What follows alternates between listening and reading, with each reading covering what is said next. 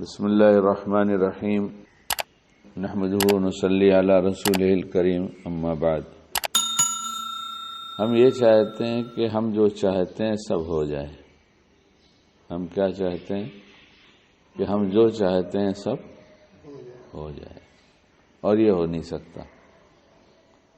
اللہ جو چاہیں گے ہوگا، جو نہیں چاہیں گے وہ نہیں ہوگا۔ تو جو چاہتے ہیں اس میں نقصان نہیں چاہتے، نقصان نہیں چاہتے، نفع چاہتے ہیں۔ تو گیا چاہت نہیں پوری ہوئی تو ایک قسم کا نقصان ہوا، چاہے تھوڑا سا ہو، چاہے بڑا ہو، چاہے دنیا کا ہو، اور چاہے صرف جذبات کا نقصان ہو۔ جذبات کا بھی نقصان ہوتا، چاہت نہیں پوری ہوتی، جذبات کا نقصان ہو گیا، جذبات کو ٹھیس پہنچ گئی، اور اس کی وجہ سے پھر غصہ آ گیا۔ جب ایسا نہیں ہوگا تو کیا ہوگا؟ غصہ ہوگا۔ تو یہ ہوتا ہی رہے گا۔ تو جب غصہ آئے گا تو یہ کہا جائے گا، یہ کہا جاتا ہے، ہم سب اسی کے شکار ہیں۔ کتنی دفعہ سمجھایا مگر سمجھتے ہی نہیں۔ آخر کب سمجھیں گے؟ اتنے بڑے ہو گئے، اب کیا ابھی ان کو ابھی تک سمجھانا پڑے گا؟ اور غصے میں کبھی کچھ اور کبھی کچھ کہتے ہیں۔ جہاں نہیں کہہ پاتے وہاں دل میں کہتے ہیں، جہاں زبان سے نہیں کہہ پاتے وہاں دل میں کہتے ہیں۔ اچھا، اب تک تو بہت کچھ ایسا ہوا ہوگا ہم لوگوں کے ساتھ، ہمارے ساتھ بھی ہوا، آپ لوگوں کے ساتھ بھی ہوا۔ تو جہاں ایسا ہوا، ہمارے یہ سوچنے اور کہنے سے اب وہ ہماری سب چاہتے پوری کرنے لگا۔ وہ بدل گیا؟ نہیں بدلا، وہ جیسا تھا ویسے ہی تھا۔ تو پھر اس کا مطلب ہم غصہ ہی کرتے رہیں گے یا ہم اپنے بارے میں کچھ سوچیں گے؟ یہ سوچنا چاہیے ایسے وقت۔ اللہ ہم سب کو عمل کی توفیق دے۔ اس نے اگر ایسا کیا ہے تو مجھے ایسے وقت میں کیا کرنا چاہیے؟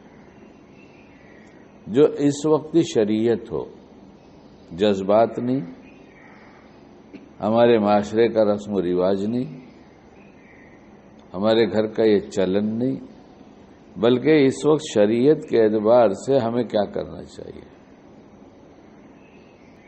اب اس کا مطلب ہوا کہ اس کی اصلاح چاہے بغیر، اس کی اصلاح کی فکر کے بجائے اب اپنی فکر میں لگ گئے، اپنی فکر ہو گئی ہمیں کیا کرنا چاہیے۔ اور اس فکر میں یہ بات شامل ہے کہ شریعت کیا کہتی ہے، کیا کرنا چاہیے۔ تو اس وقت جس کو یہ فکر آئے گی وہ اپنے بارے میں معلوم کرے گا، تو شریعت نے سب راستہ بتا دیا ہے کہ ایسا کرو۔ تو اگر اس نے غلط نہ کیا ہوتا تو ہمارے لیے اس عمل کا موقع نہ ہوتا جو اب ہم کر رہے ہیں، پوچھ کر شریعت معلوم کر کے۔ تو ایک تو صبر ہوا، اور دوسرے ایک مسئلہ پوچھا گیا کہ اس وقت ہم کو کیا کرنا چاہیے۔ یہ دونوں اچھے کام ہوئے نا بھائی۔ تو ذریعہ کون بنا؟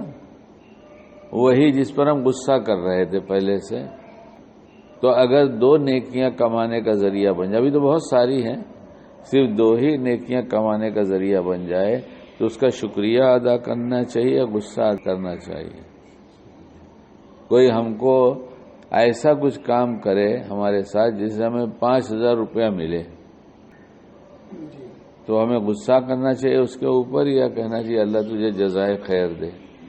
تب یہاں جا کر اس کے بارے میں جذبات بگڑے نہیں، بلکہ اس کے لیے ہمدردی کا جذبہ بنا۔ تو اس کا کیا ہوگا؟ اس سے تو کوئی مطلب نہیں، ہمیں تو چین سکون حاصل ہو جائے گا۔ جو ایسا کرے گا وہ چین سے رہے گا، اور اس کا دین بھی بڑھتا رہے گا، اس کے صبر کی عادت بھی بڑھتی رہے گی، اور اسے اللہ پاک ملتے رہیں گے۔ کہنے کو چھوٹی سی بات ہے مگر دن بھر معاشرے میں پیش آتی رہتی ہے۔ اللہ ہمیں توفیق دے دے کہ جس وقت جو کام جیسے کرنا اللہ کو پسند ہے اس وقت ہم ویسے ہی کرنے لگیں۔ اللہ ہمیں باعمل بنائے۔